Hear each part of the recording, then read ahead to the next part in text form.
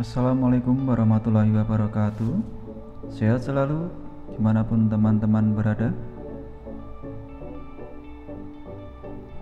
Di sini saya akan menyampaikan materi Panum untuk praktik profesi nurse stase keperawatan dasar. Sebelumnya jangan lupa untuk klik like, subscribe, dan aktifkan loncengnya.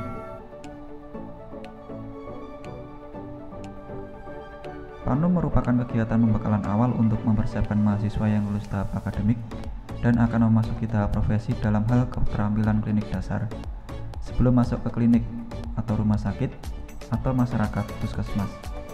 Mahasiswa diharapkan akan memiliki motivasi dan kepercayaan diri dalam menjalani kepaniteraan.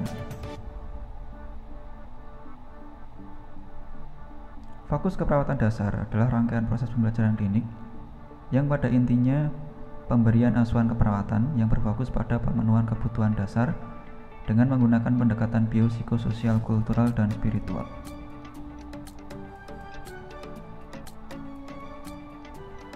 Tujuan pembelajaran: mahasiswa mampu menjelaskan tentang konsep keperawatan dasar, mampu melakukan pemeriksaan fisik, pemeriksaan tanda-tanda vital, memberikan asuhan keperawatan pada kebutuhan istirahat tidur, kebutuhan keamanan dan keselamatan, asuhan keperawatan pada klien dengan masalah kehilangan dan berduka, dengan masalah seks dan seksualitas, gangguan mobilisasi, gangguan nutrisi, gangguan oksigenasi, gangguan eliminasi urin dan bawel, mampu melakukan perawatan luka, mampu memberikan obat, mampu melakukan perawatan pre dan post operatif, mampu melakukan asuhan keperawatan pada klien dengan gangguan rasa nyaman, serta mampu melakukan asuhan keperawatan pada klien dengan gangguan cairan dan elektrolit.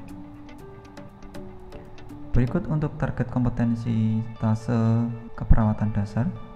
Ada 16 poin kompetensi skillnya: pemeliharaan ruangan dan lingkungan pasien, pemeliharaan alat-alat perawatan kedokteran, menerima pasien baru, menyiapkan tempat tidur, mengatur posisi pasien, personal hygiene, memenuhi kebutuhan oksigen, memenuhi kebutuhan cairan dan elektrolit, memenuhi kebutuhan nutrisi, memenuhi kebutuhan eliminasi, membantu aktivitas dan mobilisasi, memenuhi kebutuhan istirahat tidur dan rasa nyaman, memberikan obat, melakukan perawatan luka, menyiapkan bahan laborat, dan menyiapkan pasien untuk pulang. Untuk ujian Panum ada dua tipe soal. Yang pertama yaitu soal kognitif, ini dengan metode online. Untuk soal skill dengan metode offline yang akan dilakukan di pertemuan selanjutnya.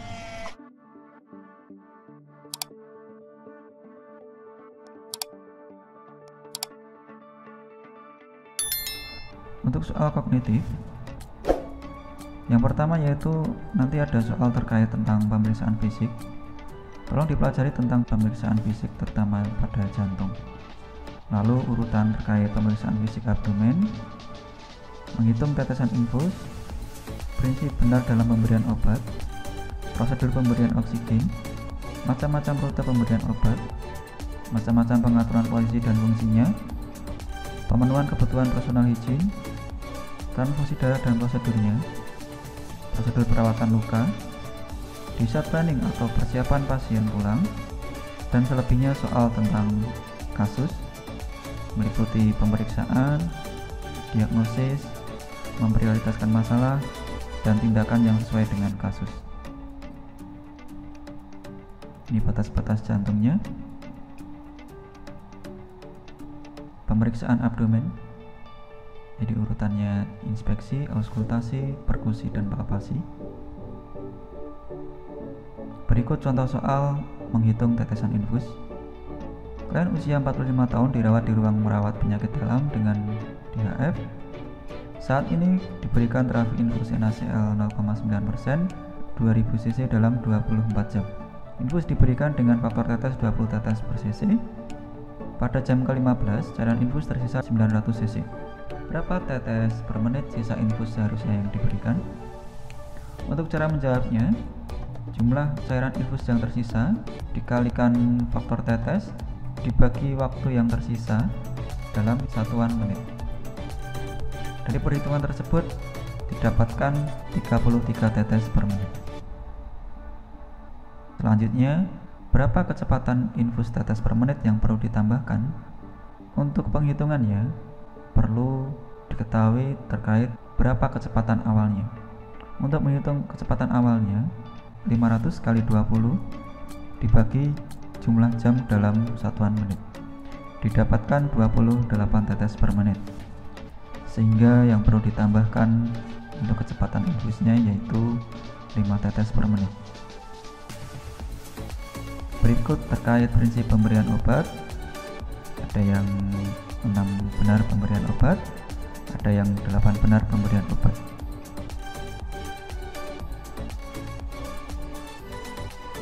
Selanjutnya silakan dipelajari terkait prosedur pemberian oksigen, terutama dengan nasal kanul.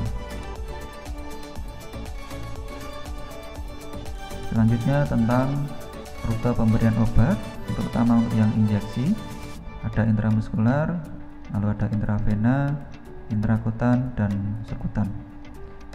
Silakan dipelajari untuk masing-masing perbedaannya dan macam-macam dari kegunaan injeksi tersebut.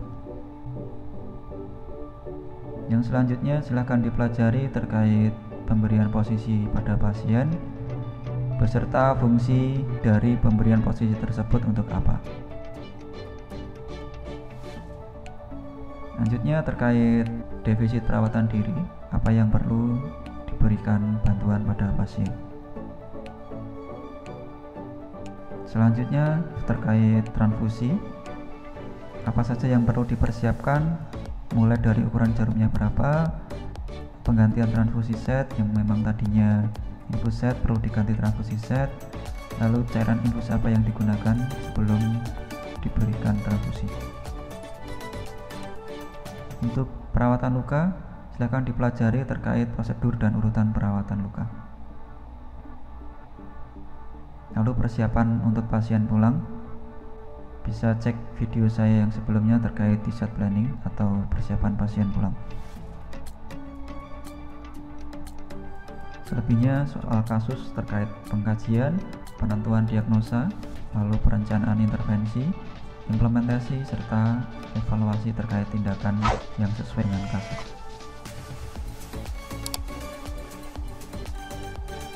Untuk soal skill praktek, silakan dipelajari, ada 3 ya. Yang pertama yaitu tentang pemasangan infus, yang kedua tentang pemberian obat intravena menggunakan 3-way stopcock. Berikut contoh videonya. Posisi tegak, dihilangkan untuk udaranya dulu, diaspirasi dan dimasukkan obatnya. Biasanya intravena langsung diberikan kepada pasien, tapi untuk kasus dengan pasien di rumah sakit, pasien sudah terpasang infus, tidak perlu melakukan penusukan pada pasien.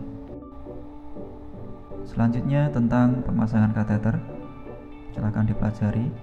Untuk toolnya dapat di-download di link berikut atau bisa langsung diklik di kolom deskripsi.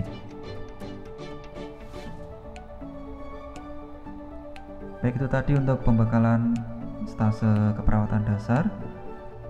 Bila ada pertanyaan, silakan didiskusikan di grup WhatsApp. Bila ada masukan, silakan komen di kolom komentar. Terima kasih. Wassalamualaikum warahmatullahi wabarakatuh.